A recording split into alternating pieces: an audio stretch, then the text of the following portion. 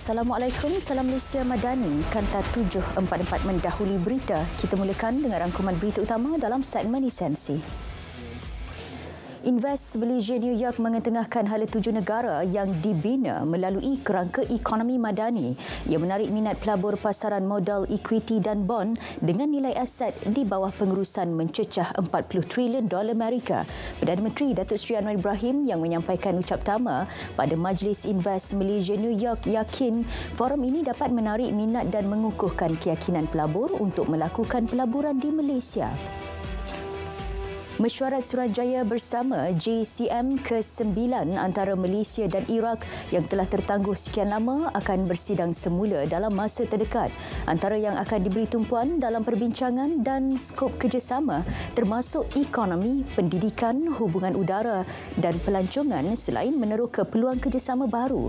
Perkara itu diputuskan dalam pertemuan dua hala Perdana Menteri Datuk Seri Anwar Ibrahim dengan Perdana Menteri Iraq di New York. Program Jualan Rahmah mula menjual beras import pada harga lebih murah. Pemangku Menteri KPDN berkata, dalam masa sama, jualan beras import berkenaan tidak mengganggu jualan dan stok beras tempatan. Ia merupakan langkah jangka pendek dan beliau yakin Kementerian Pertanian dan Keterjaminan Makanan akan melaksanakan langkah jangka masa panjang bagi menyelesaikan masalah bekalan dan harga beras tempatan. Natma tumpu 89 daerah hotspot banjir di seluruh negara menjelang peralihan monsun Timur Laut bermula November ini. Menteri di Jabatan Perdana Menteri Hal Ehwal Sabah, Sarawak dan Tugas-Tugas Khas berkata sebanyak 77 daerah merupakan kawasan yang sering berlaku banjir berulang. Kebanyakannya membabitkan negeri Kelantan, Terengganu, Pahang dan Johor. Hampir 2 bilion panggilan dan 581 juta SMS mencurigakan disekat daripada sampai kepada pengguna Malaysia dengan bantuan penyedia telco bagi menangani isu penipuan dalam talian. Menteri Komunikasi dan Digital berkata, bagi tempoh 2020 hingga April tahun ini, KKD juga terima 8,499 aduan awam berkaitan penipuan dan berjaya sekat 3,370 laman phishing. Jelas beliau, Malaysia sedang menguruskan maklumat salah dengan menumpukan kepada 2P iaitu pencegahan dan perlindungan. Tumpuan menjurus kepada kenyataan Malaysia di debat umum UNGA ke-78 malam ini. Perdana Menteri dijangka menyampaikan kenyataan negara pada pukul 9.30 malam. Kita ikuti perkembangan di New York bersama wartawan Nuryanti Nordin. Yanti. Ya, sekitar pukul 9.30 pagi waktu New York bersamaan 9.30 malam waktu Malaysia, Datuk Seri Anwar dijangka berkongsi usaha Malaysia dalam menangani krisis iklim untuk mencapai agenda 2030. Selain itu, beliau turut akan berkongsi di pentas Perhimpunan Agung Pertubuhan Bangsa Bersatu UNGA ini berhubung kerangka kerja Malaysia Madani.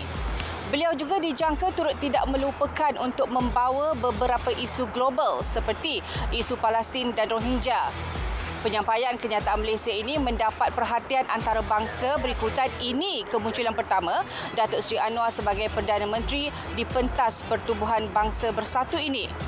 Dengan tema UNGA ke-78, membina semula kepercayaan dan menghidupkan semula perpaduan global, mempercepatkan tindakan agenda 2030 dan matlamat pembangunan mampan SDG ke arah keamanan, kemakmuran, kemajuan dan kemampanan untuk semua.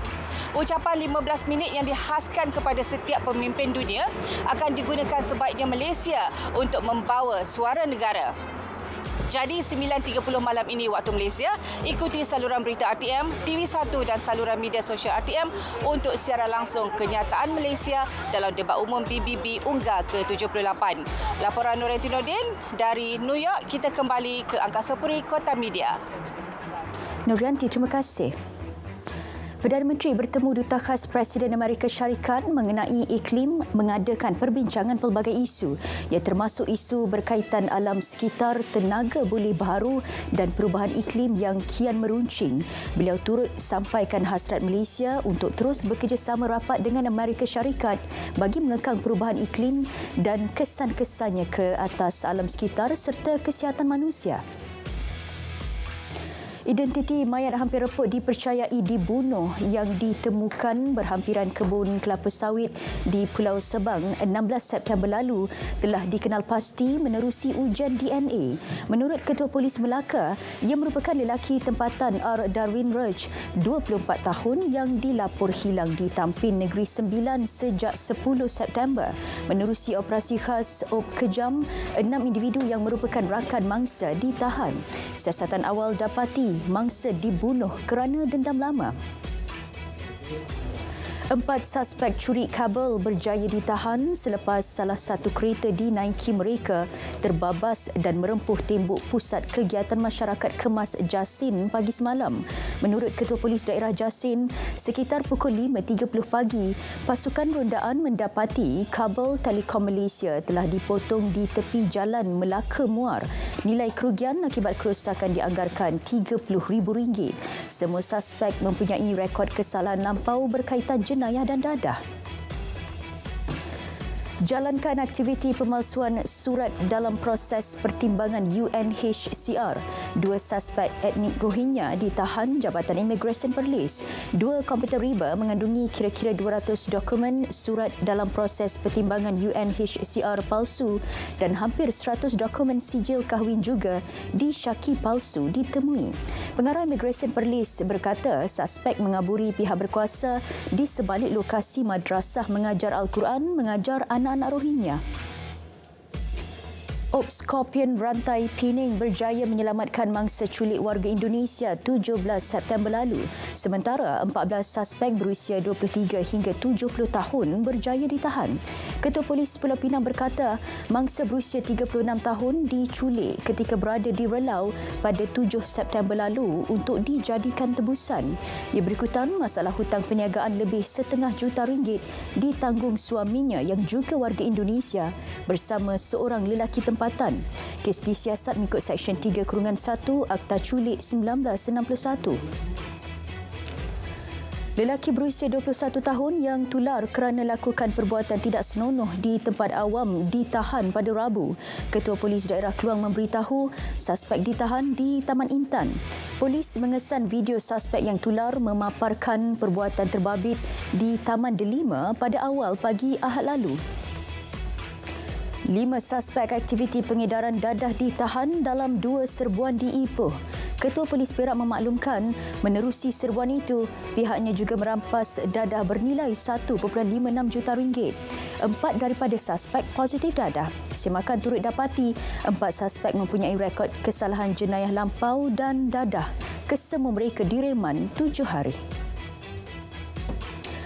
1,385 unit bubu naga bernilai lebih RM200,000 dirampas Jabatan Perikanan Pulau Pinang sejak Januari hingga September tahun ini.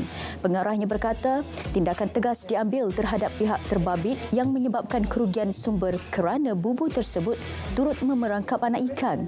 Beliau turut memaklumkan perairan Pulau Pinang telah bebas daripada fenomena air pasang merah.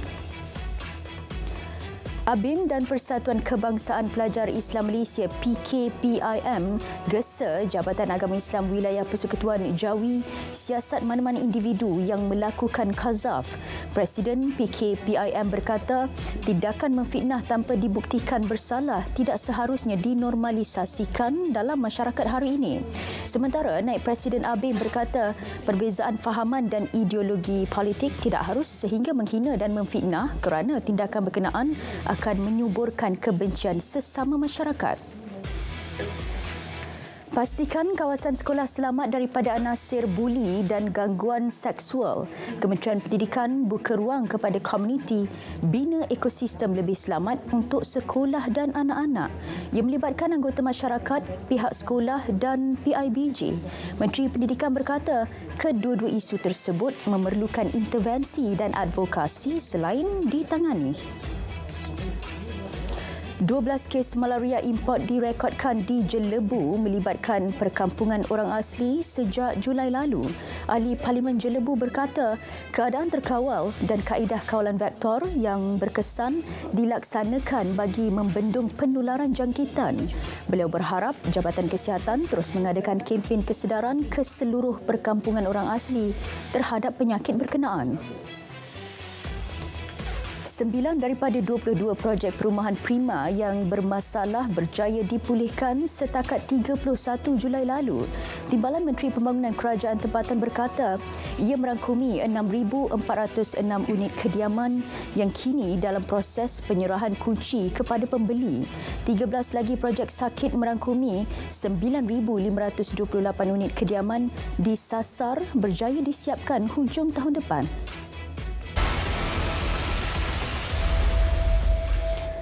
Kadar inflasi Malaysia pada Ogos kekal 2% sama dengan kadar dicatatkan pada Julai lalu.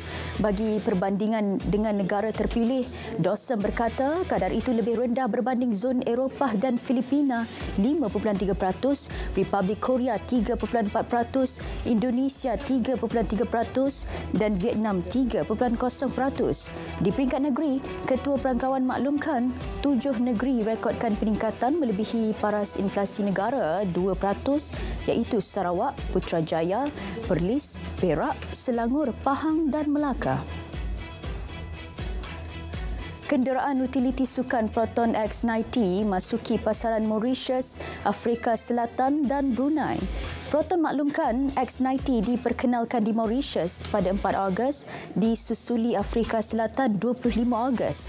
Ia sejajar komitmen Proton meluaskan jangkauan di luar Malaysia selain menjadikan sasaran pertumbuhan jualan ekspor di pasaran antarabangsa antara tonggak utama matlamat jangka panjangnya. Agrobank sasar 50% daripada 3,303 penjaja di Pahang mengaplikasikan transaksi urus niaga tanpa tunai tahun ini. Ia merupakan sebahagian sinergi Agrobank bersama Bank Negara Malaysia dalam usaha meningkatkan lagi urus niaga tanpa tunai terutama di kawasan pedalaman. Ketua Pegawai Operasi Agrobank berkata inisiatif itu juga bagi memperkasa ekonomi digital dalam kalangan penjaja dan peniaga kecil serta pengurusan keuangan yang lebih efisien.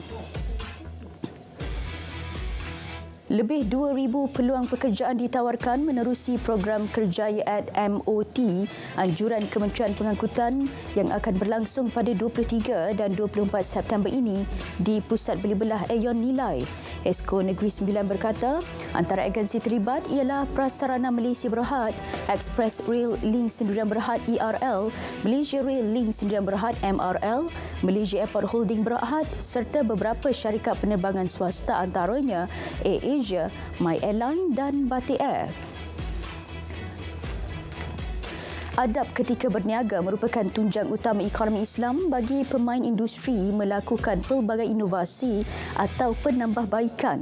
Ahli Majlis Tertinggi Dewan Perdagangan Islam Malaysia berpendapat ciri-ciri ditekankan dalam adab termasuk akhlak yang baik, mematuhi masa dan perjanjian, bersikap jujur, menghindari riba dan rasuah.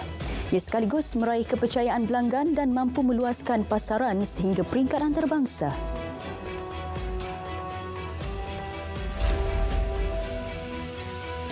Presiden Palestin kecam tindakan sebahagian negara barat berat sebelah terhadap konflik Palestin-Israel kerana enggan iktiraf Baitul Maqdis sebagai negara pemerhati seperti yang diiktiraf PBB. Beliau sekali lagi menggesa supaya Palestin dibenar anggotai PBB secara penuh. PBB juga diminta segera lakukan persidangan damai antarabangsa selain adakan lebih banyak usaha untuk selesaikan konflik Palestin-Israel yang dilihat semakin meruncing. Kapal pertama bawa bijirin dari Ukraine sejak Rusia kenakan semula sekatan di Laut Hitam pada Julai tiba di Istanbul pada Khamis. Kapal tersebut membawa 3,000 tan gandum semasa meninggalkan pelabuhan Chornomorsk pada Selasa. Ukraine pada bulan lalu umum satu koridor kemanusiaan. Ia membuka laluan buat kapal menghantar bijirin ke Afrika dan Asia selepas Rusia tarik diri daripada perjanjian yang menjamin ekspornya semasa perang. Rusia hentikan ekspor petrol dan diesel berkuat kuasa serta-merta susulan kenaikan mendadak harga bahan api di negara itu.